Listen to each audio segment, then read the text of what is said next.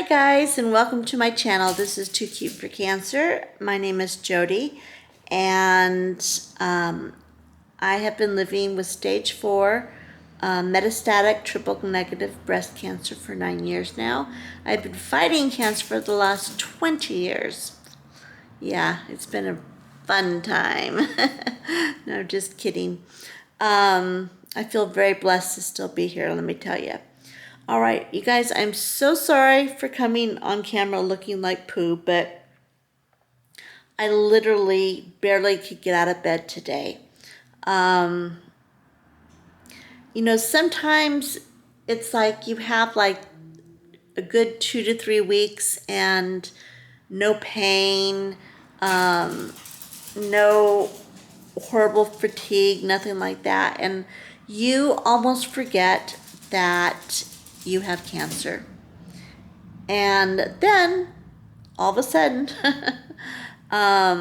you wake up in the middle of the night and you try to turn over and your hip hurts so bad, it's all tender on the outside and hot on the outside as well as the inside. So when I went to turn over on my side, it was just like, I just couldn't do it. So then I rolled over on my back and my back felt the same way. So then I decided that on my right hip would be the safest option for the trying to get some sleep. Anyway, needless to say, it was a really hard night. A lot of pain. I took morphine. I took morphine about 2 o'clock in the morning when I woke up in pain. I took ibuprofen before I went to bed because it was just kind of feeling a little bit achy. And then at 2 a.m., I was just like, oh my gosh, this is so bad. I can't stand it. I got to do something. So I went ahead and took a 15 milligram, the instant release morphine. And I literally sat there staring at the time, waiting for it to kick in. Because usually it takes 15 to 20 minutes before it kicks in. And that 15 to 20 minutes felt like an hour. I mean, I just kept looking at the clock thinking something's wrong. It's not working. It's not working. And then finally, I could start feeling the, oh, I can breathe now feeling.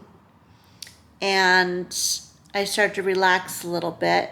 But then in about 30 minutes, when it starts kind of, the instant release is really good for instant pain, but it does wear off really fast, which is why I like it, because I don't like anything to be in my body for too long because that's easier to get addicted to it. So there's the good and the bad of the instant release ones. So anyway, at 2 hours later, because you can take one every 2 hours until it starts working. 2 hours later, I was just like, I was thinking maybe I should go to the hospital. You know, maybe I should wake up Ray and say, I can't deal with this. I need an IV, or, you know, because I do have a standing dose of the drip, morphine drip. So then if I have to go in, then they can either give me morphine drip or they give me, what was the other one they gave me?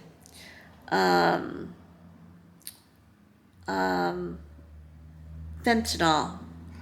That stuff scares me.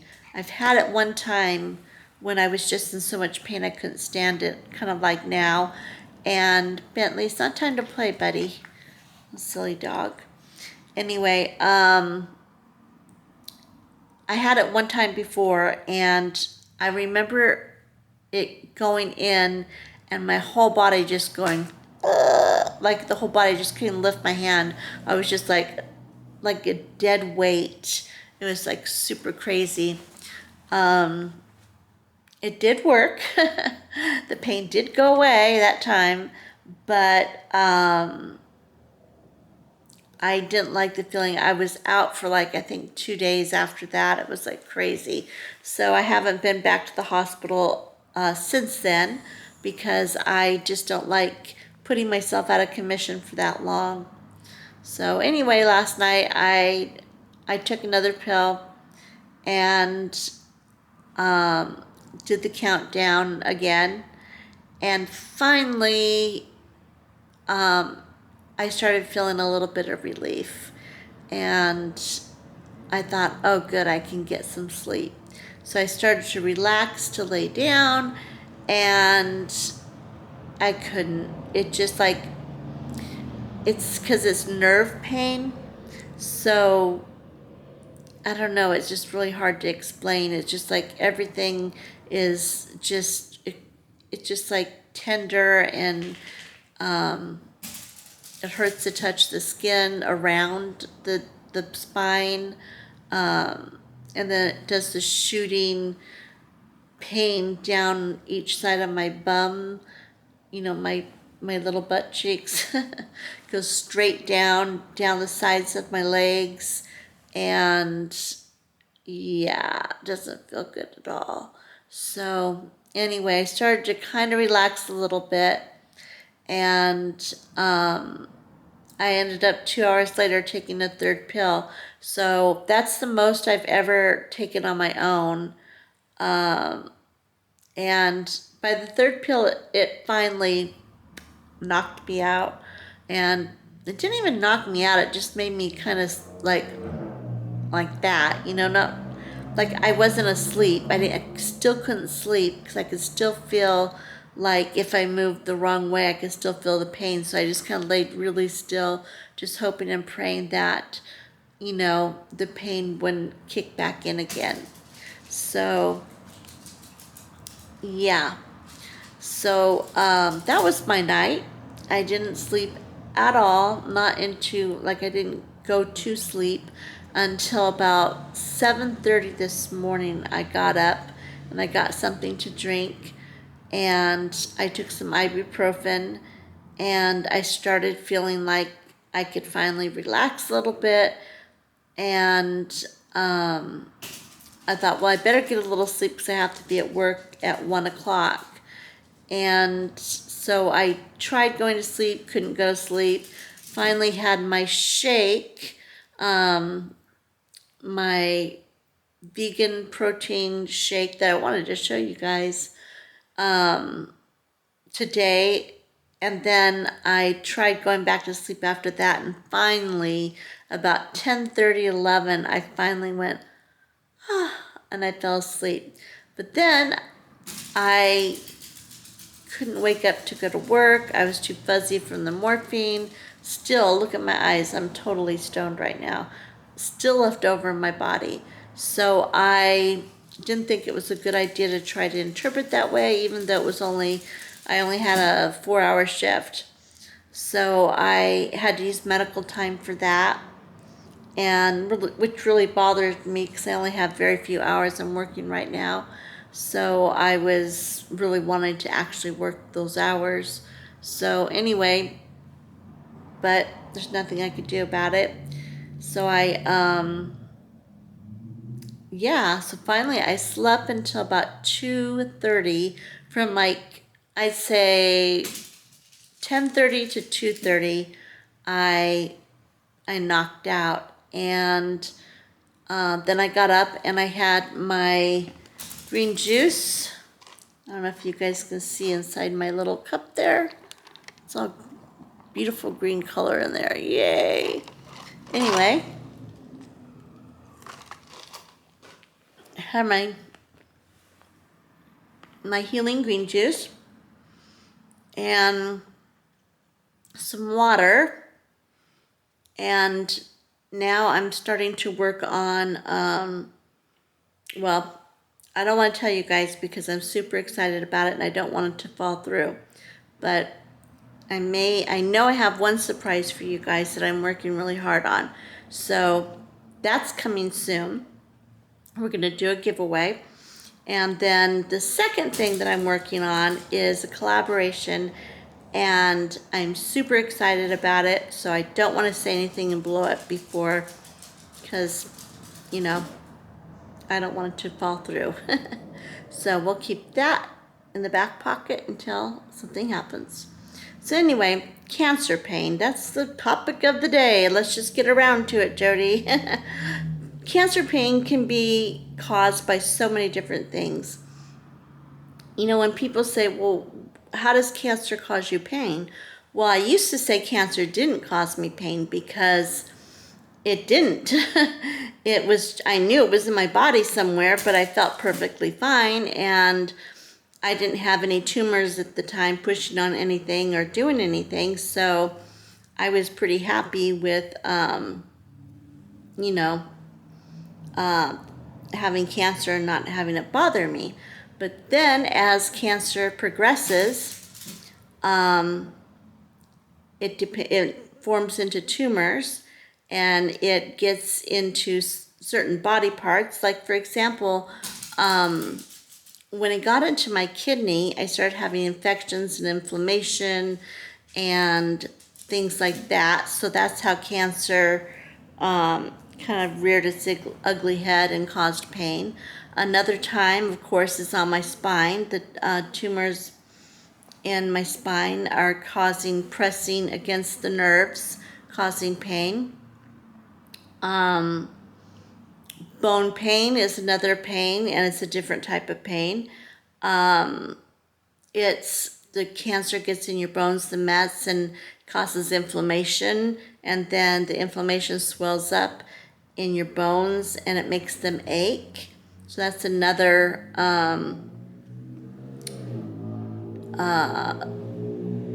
cancer pain, cancer-related pain. Arthritis. Cancer causes arthritis in your bones because it's a foreign entity in your body that's not supposed to be there, so it causes inflammation, and inflammation causes arthritis in your joints. So there's the joint pain. Some people, I did have this before I had my surgery. 7 years ago, I had surgery to relieve the pressure, but I had the tumor was so big in my stomach that it grew up and it pushed my stomach. It was underneath my stomach. It pushed my stomach up into my esophagus, and that was extremely painful, and I didn't know why. And then, of course, they found out that the way they found it is I was anemic, and they couldn't figure out where the bleeding was coming from. And they found out that I was bleeding internally. The tumor was causing a slow bleed, and that caused a lot of pain. And it happened over time, so it was kind of like a slow, like I didn't realize I was in that much pain until I went into surgery. Then after surgery was over and everything healed, I was like, oh, this is the way you're supposed to feel? I was just amazed how good I felt after that. They got that horrible thing out of me. And so there's another way cancer pain can rear its ugly head, through it's either pressing on an organ, moving an organ into the wrong cavity of your body. There's so many different ways that cancer can cause pain alone, other than just being there, because they used to call cancer the silent killer, because most of the time it's there and you don't, unless you find it, unless you feel a knot or something, you don't know it's there. It's quiet. It just kind of sneaks around until it gets to the point like stage 3 or stage 4, like mine, and gets into a tumor or into the bones or something. Then you don't even know that you have it. And that's why they call it the silent killer. But after a certain point, and it does get into your bones and your organs and all that, then it is not the silent killer anymore. It's very loud and it's very noisy and it's very, I don't like it. It can go away at any time. I don't mind. So, yeah, and a lot of times you might, another form of a side effect from not the cancer, but from the chemotherapy is the neuropathy. We've talked about that in the past. Many people have severe neuropathy, not just from cancer and chemo, but from, from a whole different host of reasons. But definitely chemotherapy is a culprit for that. So you may have someone who has had cancer and been just fine. They get rid of the cancer, they recuperate, but then they are left with this debilitating nerve pain and neuropathy. So there's that too. Trying to think of other cancer pains. Oh, I remember before the cancer was like really like forming tumors and pushing on organs and stuff. I remember every single time I went to the doctor, I always had a fever. And I was like, I don't feel sick. And so I asked him, and he goes, it's the cancer. And I'm like, well, how's that? And he goes, well, he said, it's a foreign body in you, and your body's trying to tell you that something's wrong. It can cause infections, but it's like a red light saying, hello, you're not supposed to be there. And so it raises your temperature, just like a low-grade fever. And so I was running this low-grade fever for like ever. I mean, we're talking years. I always felt like I was on the verge of getting sick. And then when I did get sick, I didn't even know I was sick because I was just thinking it must be just the cancer doing its thing. So I would like all of a sudden have an ear infection and all of a sudden start bleeding.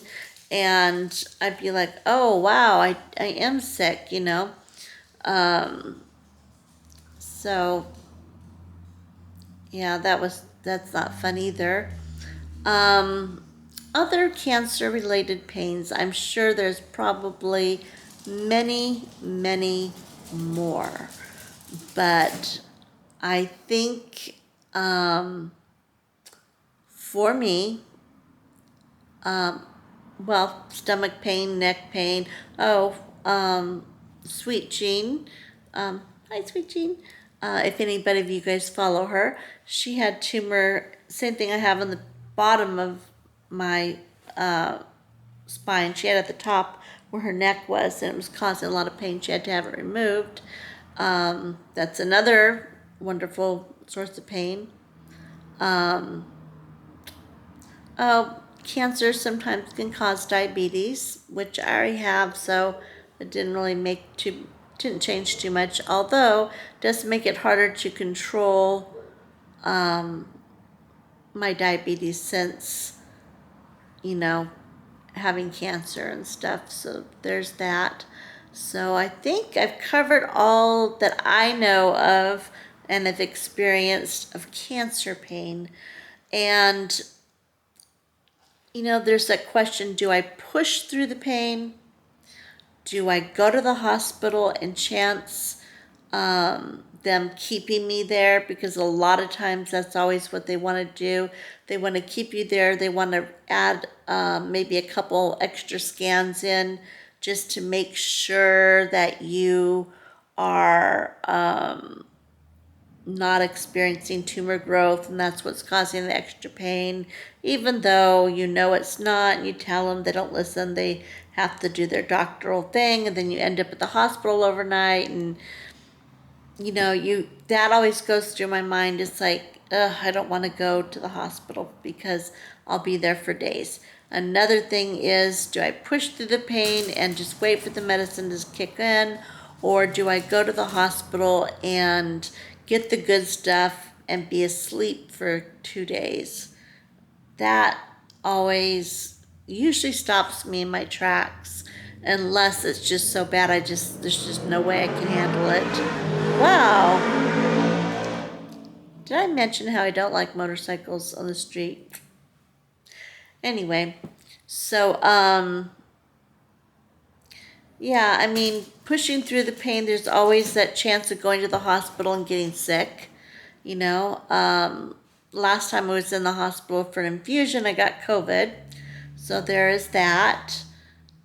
So I don't know if there's so many questions and so many things that you try to make the right decision and you're in pain and it's frustrating because you don't know if you're making the right decision, if you're not making the right decision, and then you hate waking up your spouse in the middle of the night because there's really nothing he can do unless he takes you to the hospital. So then you lay there quietly in pain because you don't want to wake him up for nothing. And yeah, and then you're alone. You're alone in pain. I think that's probably what the suckiest part of last night was. I was in pain. It felt like forever, and I was alone. So there you have it. All right, you guys. I know this talk today was not at all what the normal cheery, rah rah rah, talk or discussion like I normally have, but this is reality of cancer, and I didn't want to slap makeup on and go ahead with the regular positive talk that I had ready for you guys. I just felt like that if I'm going to be real with you, you guys have to know the truth.